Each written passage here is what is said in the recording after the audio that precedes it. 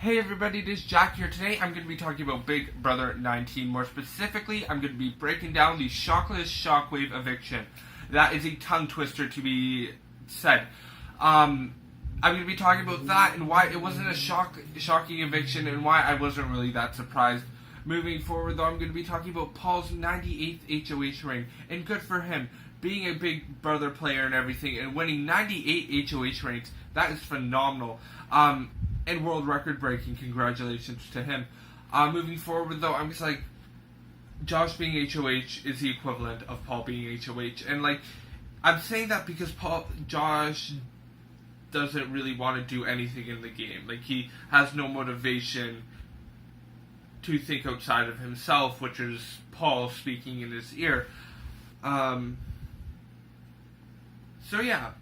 That's the thing about Josh, is like, he makes himself such a vulnerable HOH, which really does affect the game because he's so easily manipulated, he's so easily gullible. And then you have Christmas Sarah, who's basically Paul's assistant, and being like, yo, just don't worry about it, calm down, stop crying, nominate Kevin and Alex.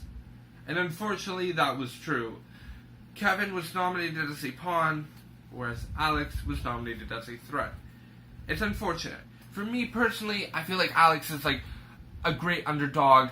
I think the one thing I wish that happened in the game, for her game personally, was that Cody was in the game a lot more, and they had a better relationship. Obviously, I feel like Cody has a lot of respect for Alex, which is one of the main points on why I feel like she could win. Obviously, she has proved to herself that she's a physical threat in some aspects, besides people throwing the game and everything, but I feel like she would be a strong physical player, strong strategic player. She's obviously has been shown to be passionate about this game, and yeah, that's just 3 points that I like about Alex. And actually, I have like a lot of respect for her because, not for the stuff she said about Kevin, not for the defamation that she has caused, which on a side note is just horrible, and like, I just don't have any respect for. But for her as a game player, 100%. I wanted to support her. Her being the last housemate in the house that could probably go against Paul. It could easily go against Paul. She didn't do it. So yeah, what can we do? So obviously, moving forward this week, Alex and Kevin were nominated. Paul won veto. And I'm just really getting bored. I'm getting sick of the Paul show. I'm sorry. I liked it last season because he was actually a really interesting player, and I'm sorry that Nicole screwed him over, whatever. But still, if I had like a fantasy league for All Stars, he would be in one. He would be in it. So yeah. Obviously, no, he's in this season, which is unfortunate. Would have loved to see how Cameron would have played. But yeah, obviously he won veto. He told Alex that, like, yo, honey, sister, from another mister, I can't use this veto on you because I played too good of a game to screw up my stuff. I hope that you vote for me. If you don't vote for me, whatever.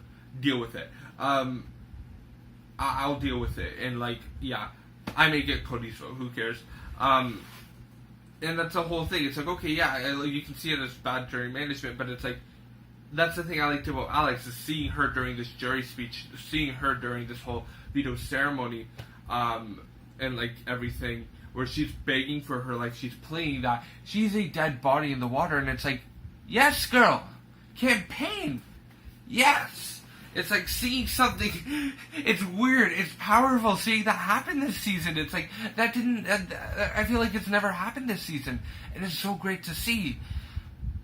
Yeah, unfortunately, Paul decides, okay, you know what, I'm not going to take a risk with my game, I'm going to keep it conservative, everything like that. Therefore, Alex, I'm not going to use the veto on you. Kevin, you're a pawn. And Alex, you are evicted from the house because I don't want any blood on my hands, but I'm just going to orchestrate this whole eviction so Josh can get it on his hands. And I hope she's smart enough to realize that's what happened. On a side note, the one thing I will say about Alex is she had so many strategic opportunities and so many opportunities in relationships to be formed in this game, and unfortunately that was probably her biggest downfall.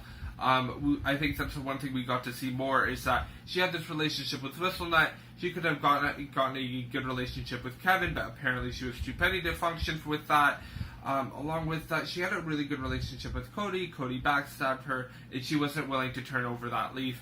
And yeah, I think a lot of people liked her, and a lot of people were wanting to see her progress in the game. And it would have been really interesting to see if she could get more and more alliances to be formed. But obviously that didn't happen. And yeah, like, what can I say? I think she was the one player that had so many opportunities to play a really good strategic game, and unfortunately she didn't do that. Whether it was her emotions, her pettiness, her ability to not look at the other side of a coin and not trust other people. That's about it. Hey, so thank you so much for watching this video. If you like it, give it a thumbs up. If you want to subscribe, my subscription button is right here. And if you want to see my past double eviction rant about Jason and Raven leaving the house, it's going to be right here. Along with that, you have a great day. And if you like my shirt, let me know. If you like any of my other shirts in my other videos, please feel free to let me know. Along with that, if you want to hit down a comment and tell me what you think about Big Brother and this season. Along with that, my Instagram and my Twitter are going to be here. Feel free to follow, and it'll also be linked down below. You have a great day.